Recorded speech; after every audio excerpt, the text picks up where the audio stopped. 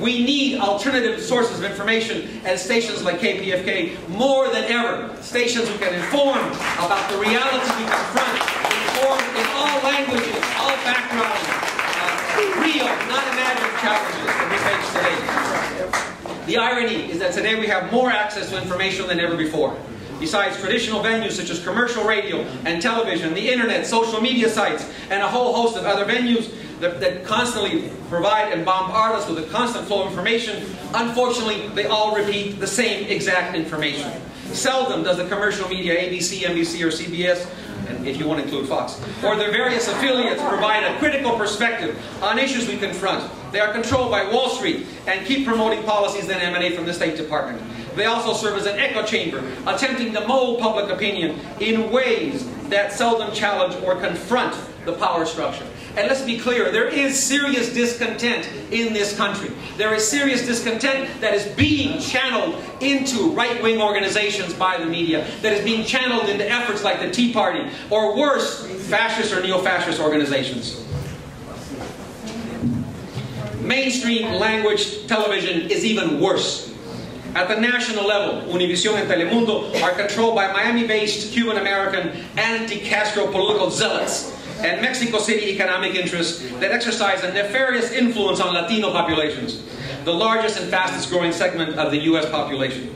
The daily diet on Telemundo and Univision are telenovelas, soap operas that promote symbolic class bonds between the rich and the poor, seeking to present an artificial world unattainable except by the richest segments of society. In California, Latinos are already a significant portion of the population, and in some counties the majority.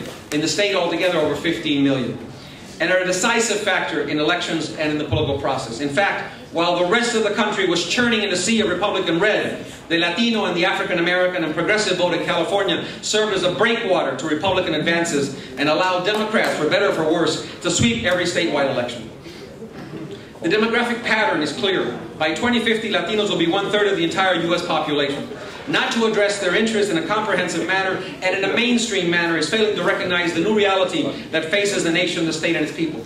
Any progressive agenda in this country has to grapple with this new reality. Not to do so would be to allow conservative forces to determine the agenda, make inroads, and control the message that this community receives. This was evident in the massive marches of 2006 and 2007 when mainstream media sought to channel the discontent of millions of immigrants and to channel it into mainstream politics and disconnect it from the popular upsurge that we saw. More importantly, Latino issues and issues of people of color, African Americans, Asians, and others, are inseparable from the issues that affect all society. Latinos and African Americans care about health care. They care about those who suffer from AIDS. They are fighting in Afghanistan and Iraq. They are struggling for a better education. They seek immigration reform. They want affordable and safe transportation. And they support clean air, according to some recent surveys, even more than some in the dominant society. This is why programming in KPFK must incorporate all segments of society and not simply separate but equal segments.